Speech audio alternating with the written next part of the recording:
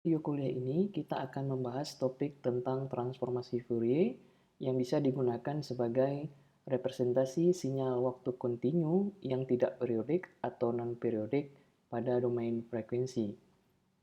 Pada video kali ini kita akan membahas 3 subtopik. Yang pertama kita akan mereview tentang deret Fourier trigonometrik dan juga deret Fourier eksponensial. Kemudian pada bagian kedua kita akan membahas tentang definisi atau konsep transformasi Fourier beserta dengan contoh-contoh perhitungannya. Kemudian pada bagian terakhir kita akan mendiskusikan hubungan antara transformasi Fourier dan transformasi Laplace, di mana topik tentang transformasi Laplace ini sudah dibahas pada mata kuliah lain yang terkait. Mari kita tinjau ulang tentang deret Fourier. Jadi seperti yang sudah dibahas pada video kuliah sebelumnya, analisis Fourier dibagi menjadi 2 bagian.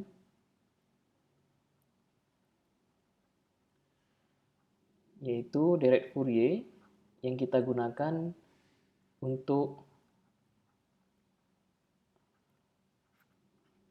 sinyal periodik. Oke, di mana ide utamanya adalah sinyal periodik ini dapat kita nyatakan sebagai penjumlahan atau integral dari sinyal sinusoidal. Kemudian kita juga mempunyai di sini salah satu bagian dari analisis Fourier adalah transformasi Fourier. Fourier yang digunakan untuk sinyal yang non-periodik atau tidak periodik. Oke, kadang-kadang disebut juga aperiodik. Oke, jadi di sini kita mempunyai 2 buah contoh sinyal periodik dengan periode T. Oke, jadi sinyal pertama di sini adalah sinyal segitiga, yang kedua adalah sinyal sinusoidal. Oke, di sini kita mempunyai 2 representasi dari deret Fourier. Yang pertama yaitu deret Fourier trigonometrik, di mana sinyal periodik xt di sini dinyatakan sebagai penjumlahan dari fungsi trigonometrik yaitu cos dan sin. Di mana di sini koefisien A0, AN dan BN itu menyatakan koefisien deret Fourier. Jadi pada representasi deret Fourier trigonometrik kita mempunyai 3 koefisien deret Fourier. Oke, dan di sini nilai n-nya bernilai positif yaitu dari 1, 2, 3 dan seterusnya sampai dengan tak hingga.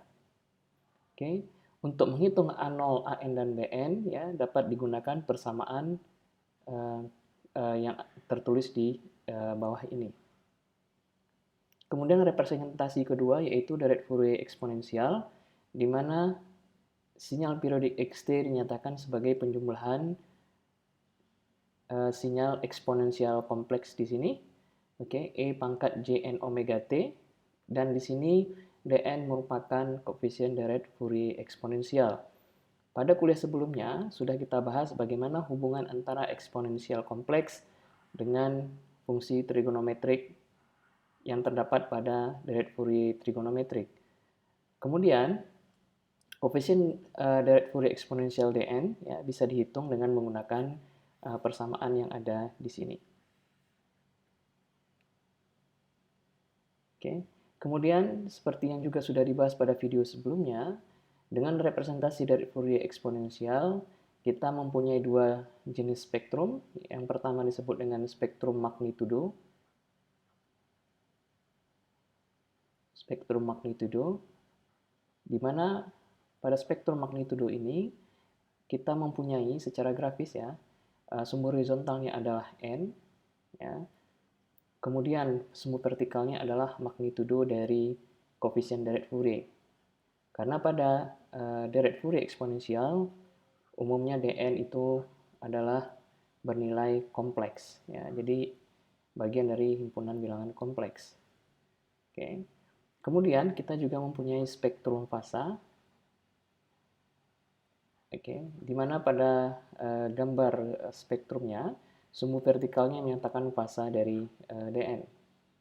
Kemudian di dua grafik di bawah ini menyatakan spektrum magnitudo dan spektrum fasa pada representasi deret Fourier trigonometrik yang ringkas.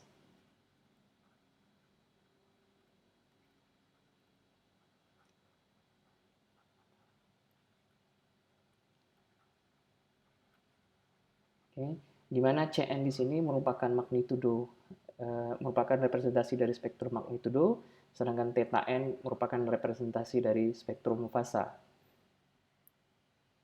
Oleh karena itu, bila ditanyakan tentang gambar spektrum magnitudo dan spektrum fasa, adik-adik mahasiswa bisa merefer kepada representasi deret Fourier eksponensial, ya. Jadi di sini digambarkan magnitudo dari dn dan fasa dn. Kemudian juga bisa merefer kepada deret Fourier trigonometrik ringkas, di mana magnitudonya berarti Cn, sedangkan spektrum fasanya berarti yang digambarkan adalah theta n. Hubungan antara dn dan Cn itu sudah juga dibahas pada video sebelumnya.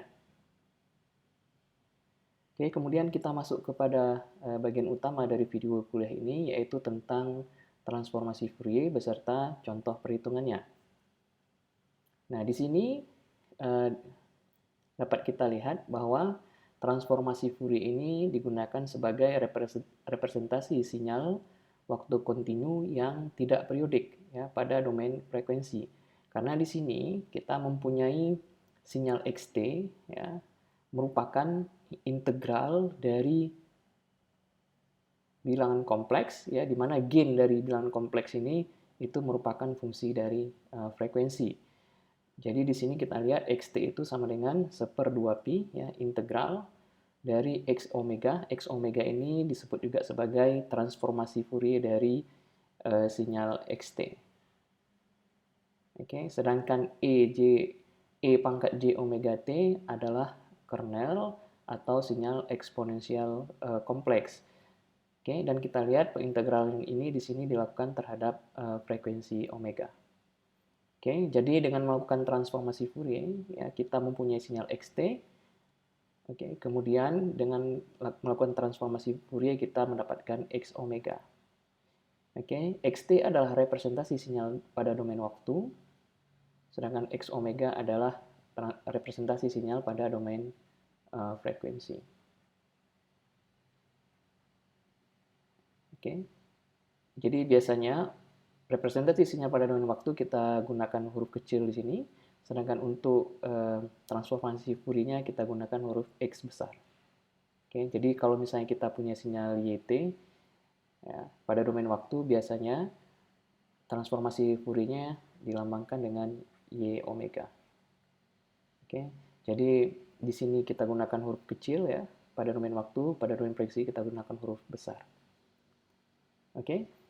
Transformasi dari sinyal xt ini diberikan diberikan oleh persamaan berikut. Jadi di sini kita mempunyai integral, ya, batas bawahnya di sini dibuat minta hingga, tapi pada kenyataannya di sini adalah waktu awal dari sinyal. Waktu awal dari sinyal bisa digantikan dengan waktu dari awal sinyal apabila sinyalnya berawal dari suatu waktu tertentu. Dan batas akhirnya di sini tak hingga dan bisa diganti dengan waktu akhir dari sinyal.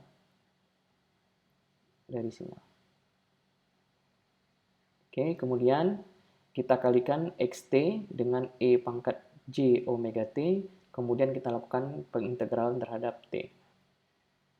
Oke, jadi di sini x omega dinyatakan sebagai transformasi Fourier dari sinyal xt. Oke, jadi nanti apabila adik-adik mahasiswa diminta untuk menentukan transformasi Fourier dari sebuah sinyal, berarti nanti adik-adik mahasiswa itu menghitung x omega dengan menggunakan persamaan yang ada di sini. Oke, jadi di sini untuk transformasi Fourier, ya, kita lihat bentuk persamaannya. Di sini xt sama dengan 1/2pi integral x omega e pangkat j omega t. Ini adalah persamaan sintesis, artinya di sini kita ingin menyatakan xt sebagai penjumlahan atau integral dari sinyal sinusoidal atau eksponensial kompleks. Jadi bisa kita lihat di sini Untuk transformasi Fourier, sinyal xt merupakan integral dari sinyal eksponensial kompleks yang bisa juga ini kalau dijabarkan dengan identitas Euler sebagai penjumlahan dari fungsi trigonometrik sin dan cos. Ya. Kemudian untuk direct Fourier sendiri bisa kita lihat di sini, ya, xt itu merupakan penjumlahan dari sinyal eksponensial kompleks. Jadi di sini bedanya, pada direct kita mempunyai operator penjumlahan, sedangkan pada transformasi Fourier kita mempunyai integral.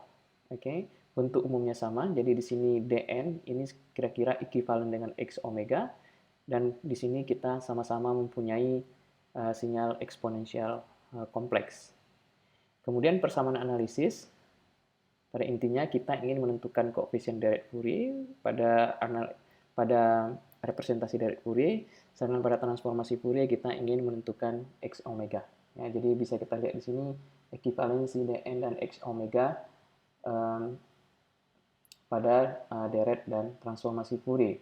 Oke, jadi di sini kita lihat sama-sama pada perhitungan dn dan x omega kita sama-sama melakukan integral, kemudian sama-sama membutuhkan persamaan sinyalnya, dan juga di sini sama-sama kita mempunyai e pangkat negatif j n omega t, ataupun di sini pada transformasi Fourier kita mempunyai e pangkat negatif j omega t.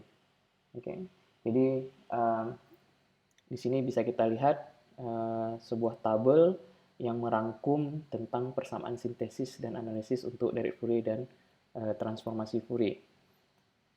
Kemudian untuk representasi secara matematisnya, terkadang ya, kita gunakan dalam bentuk seperti ini. Jadi xt tanda panah x omega, di atasnya kita tulis tanda f yang menyatakan bahwa sinyal xt setelah dilakukan transformasi Fourier akan menghasilkan x omega. Atau dalam bentuk fungsi, kita lihat x omega itu merupakan transformasi Fourier dari sinyal xt. Jadi notasinya seperti ini. Jadi nanti boleh digunakan notasi seperti ini ataupun seperti ini. Sedangkan untuk transformasi Fourier baliknya, ya, bisa digunakan notasi seperti ini, di mana di sini xt merupakan transformasi Fourier balik. Ya, jadi ini tandanya ada tanda pangkat negatif 1 yang menyatakan inverse, ya, atau transformasi balik dari transformasi Fourier. Oke, dari x omega, atau kadang-kadang juga bisa ditulis sebagai x omega xt.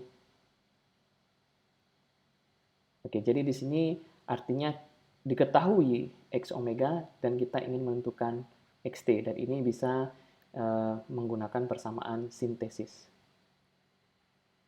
Oke, jadi kita gunakan persamaan sintesis yang ini.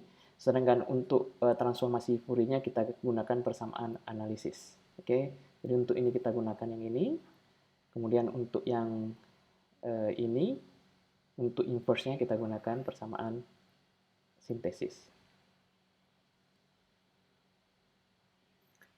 Kemudian sebagai contoh soal atau latihan, di sini kita mempunyai sinyal kotak, ya, yang mempunyai amplitudo konstan untuk waktu dari t sama dengan 0 sampai t sama dengan 1. Oke, jadi bisa kita lihat secara grafis bahwa sinyal xt ini tidak periodik.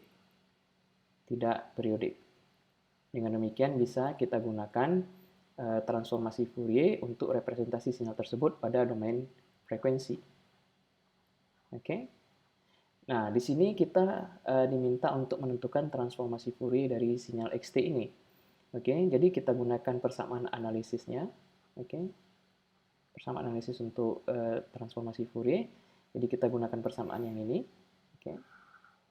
Seperti yang sudah disampaikan sebelumnya, untuk menentukan batas atas dan bawah dari integral, kita gunakan waktu awal dan waktu akhir dari sinyal. Jadi kalau kita lihat pada gambar ini, waktu awal dari sinyal adalah t sama dengan 0, dan ini menjadi batas bawah dari integral, sedangkan waktu akhirnya 1 menjadi batas atas dari integral. Oke. Kemudian kita ketahui pada interval waktu dari 0 sampai 1, amplitudo dari sinyal xt adalah 1. Jadi xt nilainya adalah 1 amplitudonya. Kemudian kita substitusikan ke persamaan di sini, ya. kita peroleh 1 dikalikan E pangkat negatif J omega T, sehingga kita peroleh E pangkat negatif J omega T dt. Kemudian kita lakukan pengintegralan terhadap T.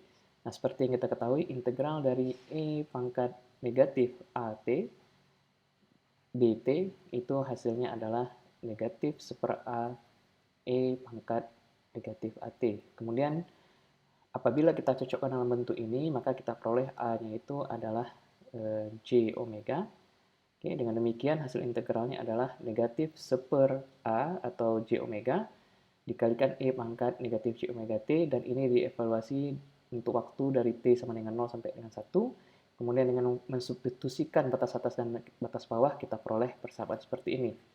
Atau X omega itu sama dengan 1 dikurang E pangkat negatif J omega dibagi dengan J omega.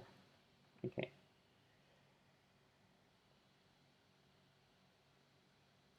Oke, kemudian di sini kita bisa menyederhanakan persamaan 1 dikurang E pangkat negatif J omega per J omega menjadi persamaan di baris terakhir ini, yaitu 2 sin omega per 2 dibagi omega dikalikan E pangkat negatif setengah J omega. Hal ini bisa dilakukan ya dengan mengalihkan pembilang dan penyebut dengan, oke, kita lihat bagaimana melakukannya. Ya, jadi ini bisa kita lakukan dengan mengalihkan pembilang dan penyebut dengan E pangkat setengah J omega. Ya, ini juga E pangkat setengah J omega. Oke, mari kita buka slide yang baru, slide kosong. Oke, jadi kita ingin menyederhanakan X omega 1 dikurang E pangkat negatif J omega per J omega, dan ini kita kalikan masing-masing dengan E pangkat negatif J omega per 2, positif ya, J omega per 2. Oke, sehingga apabila kita kalikan ya, ini dikali ini hasilnya adalah E pangkat J omega per 2. Kemudian ini dikalikan dengan ini, kita peroleh E pangkat negatif J omega per 2. Oke. Kemudian dibagi dengan J omega dikalikan E pangkat J omega per 2. Oke. Kemudian kita lihat lagi bahwa hubungan antara sin dengan eksponensial kompleks ya. Jadi di sini saya tulis sin A itu dengan identitas Euler itu sama dengan E pangkat JA kurang E pangkat negatif JA dibagi dengan 2J. Oke. Dengan kata lain, E pangkat JA dikurang E pangkat negatif JA itu sama dengan 2J dikalikan dengan sin A. Oke. Nah, sekarang dengan menggunakan A itu sama dengan omega per 2, oke, maka kita peroleh untuk bagian pembilang ini X omega itu sama dengan, ya kita gunakan hubungan yang di sini dengan pembilang dari X omega di sini. Oke, dengan A sama dengan omega per 2, sehingga kita peroleh di bagian atasnya adalah 2J sin A, yaitu A-nya adalah omega per 2, oke, dibagi dengan J omega dikalikan E pangkat J omega per 2. Oke, J dengan J, ya ini hasilnya 1 pembagiannya, sehingga kita peroleh 2 sin omega per 2 dibagi dengan omega, kemudian suku ini bisa kita tulis sebagai E pangkat negatif J omega per 2. Sehingga kita mempunyai hasil seperti yang ditunjukkan pada baris terakhir ini. Oke, saya harap mahasiswa bisa memahami bagaimana menyederhanakan bentuk X omega sehingga diperoleh hasil dalam bentuk seperti baris terakhir. Oke. Kemudian catatan penting yang lain adalah dari definisi X omega di sini, ya, kita ketahui bahwa nanti umumnya X omega itu adalah ya bernilai kompleks, ya. Jadi nilai X omega itu biasanya bernilai kompleks. Dengan demikian, sama seperti dn pada Direct Fourier, nanti akan mempunyai magnitudo yang kita lambangkan seperti ini. Jadi kita juga mempunyai spektrum magnitudo untuk transformasi Fourier dan juga mempunyai fasa. Oke, jadi nanti di sini plot ya atau gambar X omega versus omega itu dinamakan spektrum magnitudo, sedangkan gambar dari fasa X omega terhadap frekuensi omega itu dinamakan spektrum fasa. Oke. Nah, dengan demikian ya kita lihat lagi representasi dari bilangan kompleks. Jadi di sini misalnya saya mempunyai bilangan kompleks Z ya. Itu misalnya A tambah BJ. Oke. Di mana magnitud dari Z itu adalah akar dari A kuadrat tambah B kuadrat. Sedangkan fasa dari Z itu adalah tangen dari B per A. Oke. Nah, seperti yang pernah kita pelajari pada kuliah tentang bilangan kompleks, maka bilangan kompleks Z di sini bisa kita tulis sebagai magnitudonya, oke, dipangkatkan dengan dikalikan E pangkat J dari fasa dari bilangan dari Z, oke. Jadi di sini ada ketinggalan J. Oke. Oke, jadi untuk dengan memisalkan X omega itu dengan Z, maka kita peroleh bentuk seperti ini sebagai representasi dari X omega. Jadi di sini X omega itu sama dengan magnitudo dari X omega dikalikan dengan E pangkat J fasa dari X omega. Oke.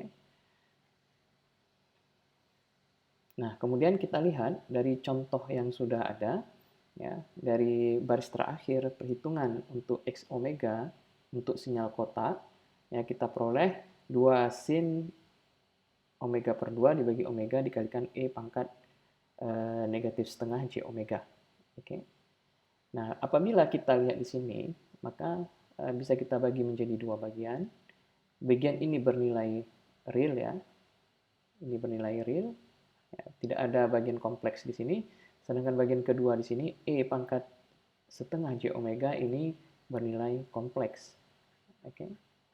Dengan demikian, ya, untuk menghitung magnitudo dari X omega, ya itu sama dengan ya karena ini adalah perkalian dari dua bagian, maka hasilnya juga adalah perkalian dari magnitudo dari masing-masing bagian. Oke.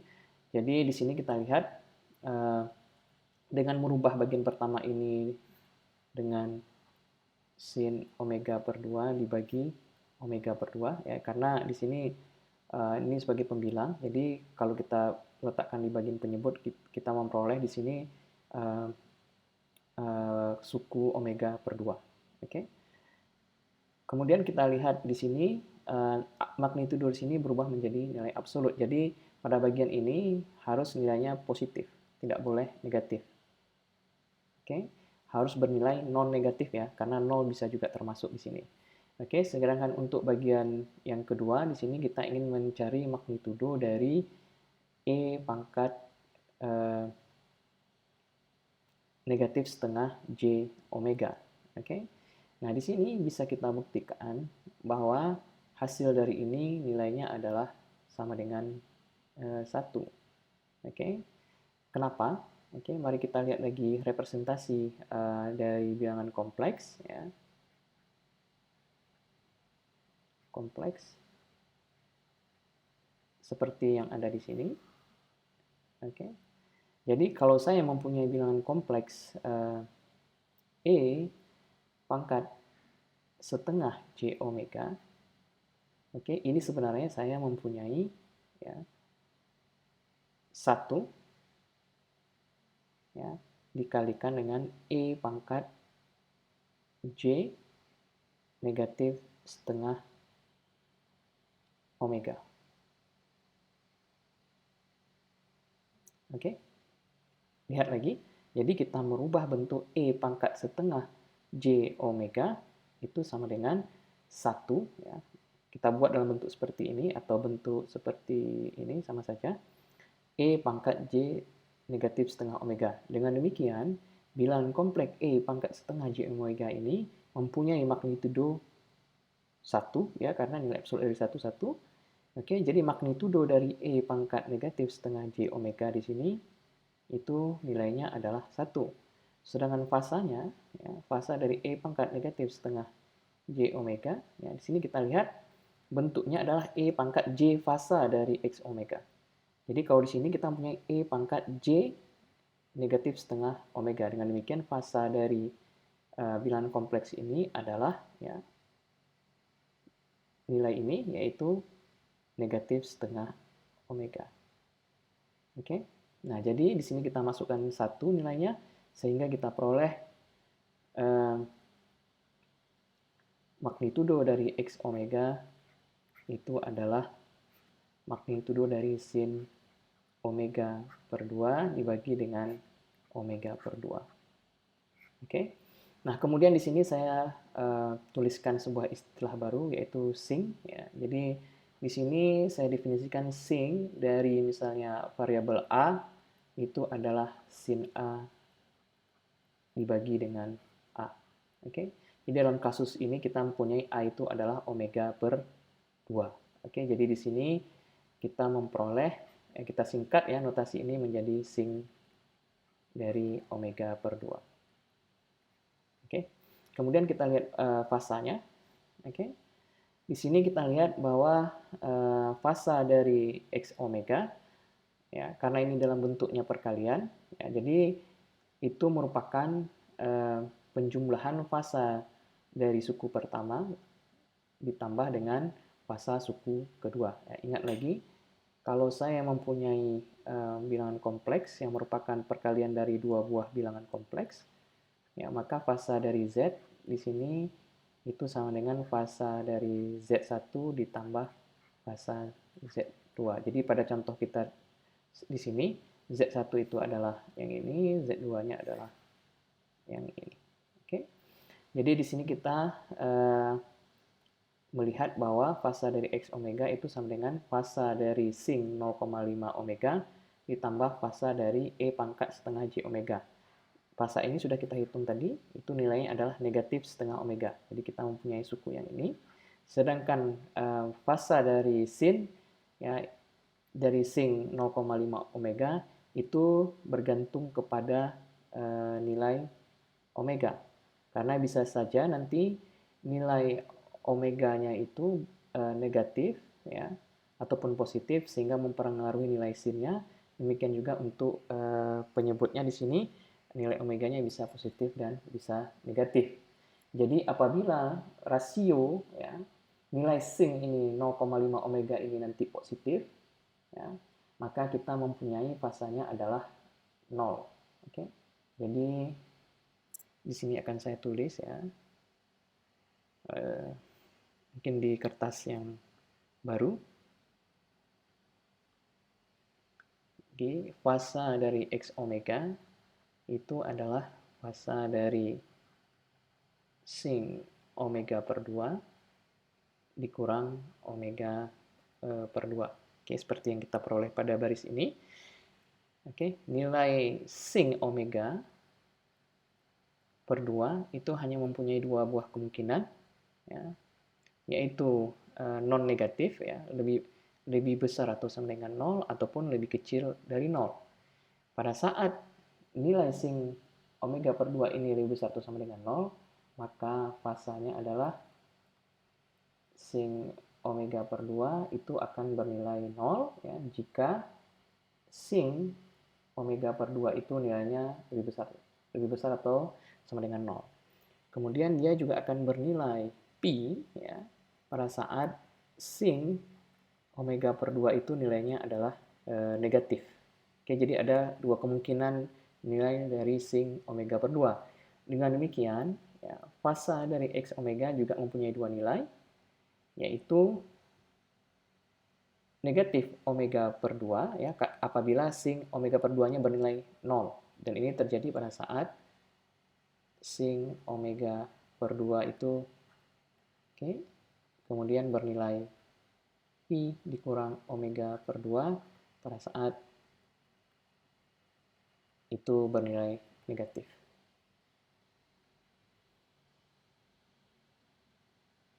Oke.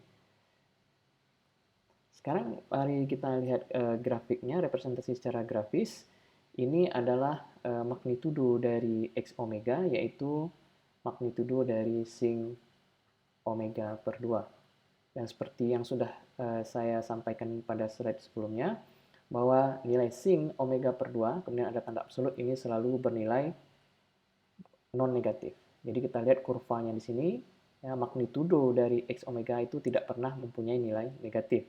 Kemudian fasanya kita lihat di sini membentuk seperti gergaji ya.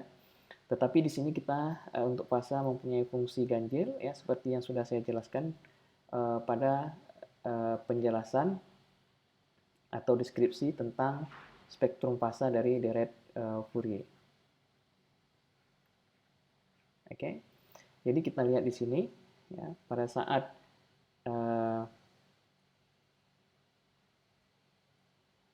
Oke, jadi ini seperti yang sudah digambarkan di sini, kita mempunyai bentuknya adalah mempunyai dua buah nilai untuk x omega tergantung nilai sin omega per 2-nya. Oke, jadi di sini nanti kalau digambarkan kita mendapatkan bentuk seperti ini dan bisa kita lihat ya pada saat omeganya itu adalah 2 per pi, pada saat nilainya adalah kelipatan dari 2pi, maka kita lihat terjadi transisi dari 0 ke nilai. Jadi kita lihat pada nilai ini dia terjadi diskontinuitas. Ya. Jadi misalnya kita buktikan omega, kita lihat untuk omega sama dengan 2pi. Ya. Kita lihat di sini kita masukkan ke dalam persamaannya. Ya, untuk saat omega itu 2pi, maka kita peroleh ya, sin omega per 2 dibagi dengan omega per 2. Kemudian pada saat omeganya itu nilainya adalah 2pi, maka kita peroleh nilainya adalah sin dari 2pi per 2 okay, dibagi dengan 2pi per 2. Okay, jadi di sini kita peroleh sin pi dibagi dengan pi. Kita ketahui nilai sin pi itu adalah 0. Kemudian untuk omega negatif 2pi juga kita peroleh hasil yang sama, yaitu nilainya adalah 0. Jadi setiap kelipatan dari 2pi kita lihat nilai fasanya adalah 0. Akan tetapi sesaat sebelum 2pi itu nilainya berbeda. Ya, misalnya nanti di sini kita lihat bukan nilainya adalah pi ya, tetapi sesaat sebelum pi misalnya kita lihat perasaan omeganya itu adalah pi per 2 ya. Jadi kalau kita masukkan ke dalam rumusan ini ya, saya hapus dulu untuk beberapa bagian di sini.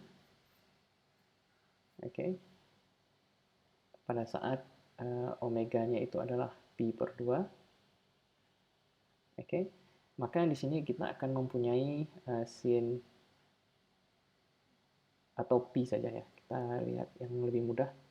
Nah, ya sama saja. Kita ambil pi per 2. Jadi kita di sini mempunyai pi per 2, kemudian dibagi dengan 2, dibagi dengan pi per 2, dibagi dengan 2 lagi, sehingga kita peroleh sin pi per 4. kemudian dibagi dengan pi per 4. Nah, seperti yang kita ketahui, sin pi per 4 itu adalah setengah akar 2, kemudian dibagi dengan pi per 4, sehingga kita dapatkan nilainya adalah lebih besar dari 0, sehingga kita lihat di sini, fasanya itu adalah negatif omega per 2, ya, karena di sini kita dapatkan nilai sin-nya adalah lebih besar dari 0. Dengan demikian, fasa dari X pada saat omeganya itu pi per 2, itu sama dengan negatif pi per 2 dibagi dengan 2, sehingga kita dapatkan negatif pi per 4. Oke, jadi kita lihat nilainya negatif ya. Jadi di sini ini pi sebagai contoh, ini pi per 4, ya kita lihat nilainya adalah negatif. Oke. Kemudian pada saat pi, ya itu juga semakin membesar nilainya, ya. Misalnya ini bisa dibuktikan ya, nilainya juga positif nanti di sini pada saat pi, ya kita gunakan rumus yang sama, yaitu kita dapatkan negatif pi per 2. Oke, pada saat omega yang sama dengan pi, jadi sama dengan pi di sini nilainya adalah pi per 2. Oke, jadi di sini saya dapatkan nilainya adalah negatif pi per 2. Di sini untuk pi per 2 saya dapatkan nilainya adalah negatif pi per 4. Sedangkan pada saat 2pi ini nilainya mendekati ya limitnya, karena di sini tidak kontinu. Ini mendekati nilai negatif pi. Oke. Nah, untuk untuk nilai omega negatif, ya kita lihat pada saat omeganya itu adalah negatif pi, ya, nilainya kebalikan dari nilai fasanya kebalikan dari fasa pada saat omeganya sama dengan pi. Ya, ini salah satu karakteristik dari fungsi ganjil. Oke. Kemudian kita lihat di sini ya hubungan nanti antara deret Fourier dan transformasi Fourier. Oke. Jadi di sini kita mempunyai sinyal kotak yang sama ya, tapi pada contoh untuk transformasi Fourier sinyal kotaknya tidak berulang. Oke. Kemudian apabila kita mempunyai sinyal yang sama tetapi berulang di sini dengan periode T sama dengan 2, kita mendapatkan spektrum magnitudonya seperti ini. Oke. Kemudian apabila kita sandingkan, ya, oke, kita memperoleh nilai seperti ini. Ya. Jadi kita lihat, ya, apabila sebenarnya spektrum dari deret Fourier ini kita hubungkan, ya, saya kasih warna hijau di sini. Jadi kalau kita hubungkan spektrumnya,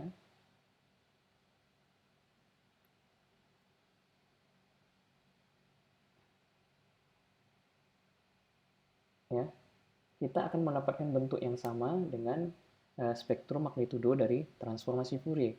Bedanya adalah pada deret Fourier kita mempunyai spektrum yang diskrit, spektrum dari deret Fourier, sedangkan pada transformasi Fourier spektrumnya adalah kontinu. Oke. Jadi di sini pada deret Fourier kita mempunyai frekuensinya diskrit, sedangkan pada transformasi Fourier kita mempunyai frekuensi yang kontinu. Jadi di sini sudah digambarkan perbedaan dari kedua bentuk spektrum dari kedua representasi Fourier di atas. Oke. Dan di sini kita lihat apabila nanti nilai dari periodenya nanti dirubah-rubah, ya, maka nanti pada saat T-nya menuju tak hingga, ya, periodenya menuju tak hingga, nanti kita deret Fourier itu, ya, spektrum magnitudo dari deret Fourier, ya, itu akan berimpitan dengan spektrum dari transformasi Fourier. Nah, karena pada saat T menuju tak hingga, kita pada hakikatnya mempunyai sinyal yang tidak periodik, sehingga hasil dari deret Fourier itu berimpitan dengan hasil dari transformasi Fourier.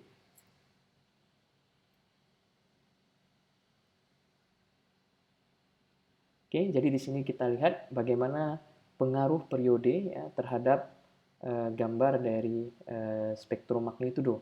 Jadi di sini kita lihat pada saat T sama dengan 2, ya kita lihat bagaimana koefisien deret Fourier. Yang warna biru ini ya kita lihat ya grafik garis yang warna biru ini, ya, stem yang warna biru ini. Kemudian pada waktu T sama dengan 4 kita lihat ya, resolusinya semakin tinggi. Jadi di sini sebagai contoh dari frekuensi antara 0 sampai 2pi kita mempunyai 3 buah koefisien.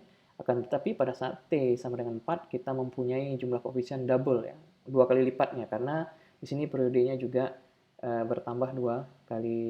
bertambah sebesar 2 kalinya. Di sini kita mempunyai jumlah sampel sebanyak 1, 2, 3, 4, 5, hampir 2 kalinya. Oke. Kemudian pada saat T sama dengan 8 semakin banyak jumlah koefisien untuk frekuensi dari 0 sampai 2pi yang kita lihat. Kemudian pada saat T tak hingga, ya, resolusinya semakin tinggi sehingga kita mendapatkan kurva yang kontinu untuk frekuensi dari 0 sampai 2pi. Oke, jadi saya harap ketiga slide di sini bisa menggambarkan hubungan antara deret Fourier dan transformasi Fourier. Sebagai latihan, di sini mahasiswa diminta untuk menentukan transformasi Fourier dari 4 buah sinyal di sini. Dan saya harap mahasiswa mengerjakannya sehingga nanti lebih memahami dan juga lebih lancar dalam perhitungan untuk menentukan transformasi Fourier-nya.